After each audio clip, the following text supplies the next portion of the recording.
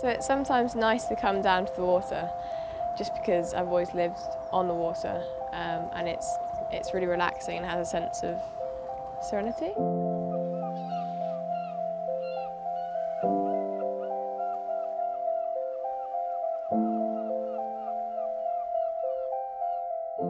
My name is Katie McCabe, I'm 14, and this summer I've just become the youngest person to single-handedly sail around the UK.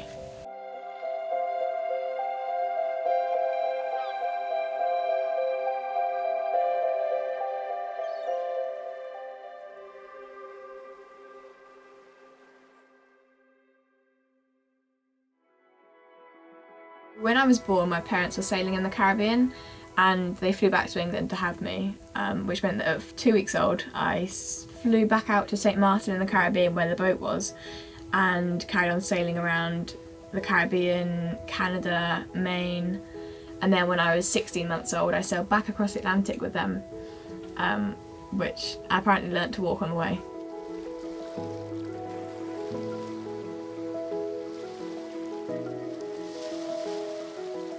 I bought this boat Falanda in 2019, September. We arrived in Foy to go look at this boat at about 6 AM and we came on board and she was like up to way past the berths in water, and it was this mouldy, disgusting bilge water, so I spent ages bailing her out, and straight after that she was hauled out the water where I spent the whole winter, like after school and on the weekends and holidays, restoring her. I think lots of people think that sailing is a rich man's sport because it mostly was before, but because there's so many old wooden boats now and fiberglass boats as well, that you can actually get boats really cheaply. And I bought this boat for £800, absolute bargain, but needs a lot of work. And as long as you're prepared to actually put in the effort and the work, I think that sailing doesn't have to be such a rich sport. I'd always been crewing and doing like delivery trips with Dad and other people. I'd never done actually any solo sailing before until like March last year, and then after that we carried on and me and my dad went to the Scilly Isles and back. So I went in this boat single-handedly and he went like just around me, like playing around. Oh, I absolutely loved it and I didn't know how I was going to get on with it before. But then like from the first sail I really like it because you're completely alone and like it's all your responsibility and you're just completely in charge and you can make all the decisions, and it's just up to you.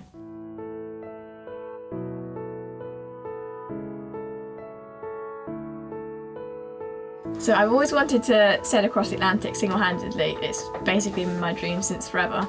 And of course my mum was like, no. So I moved on to the next best thing, which was sailing around Britain. And then from then on, I basically worked non-stop to try and make that happen. I've met lots of people who have helped me and I've got given lots of charts and electronics and everything and been sponsored lots of stuff. But ultimately it was that trip that kind of made me think, actually, yeah, I might be able to do this and I'd really, really like to make my way in the boating world. So I spent the whole of the winter of 2020 just complete like chart work, passage planning, just reading up on pilot books, trying to work out costs, writing to sponsors, writing to marinas. I also did the theory course for Yacht Master because just to try and get some paper qualifications. So the first big downer on the trip was when I found out that my insurance only covered me when I was sailing with a responsible adult.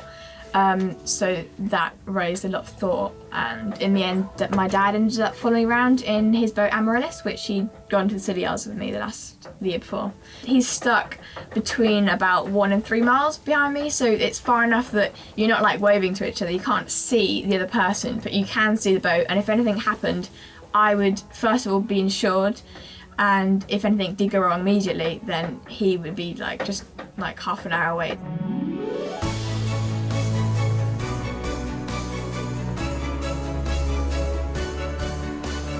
Well, the trip was amazing, and it was on the trip I had my first solo overnight sail.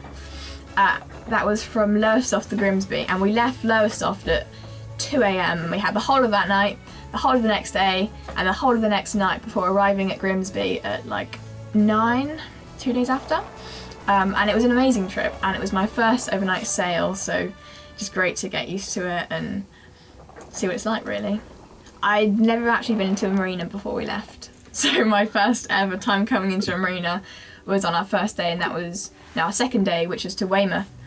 Weymouth is, you have to go straight through the main harbour, through a lock and all that kind of stuff, so that was definitely something I've been, you know, anticipating.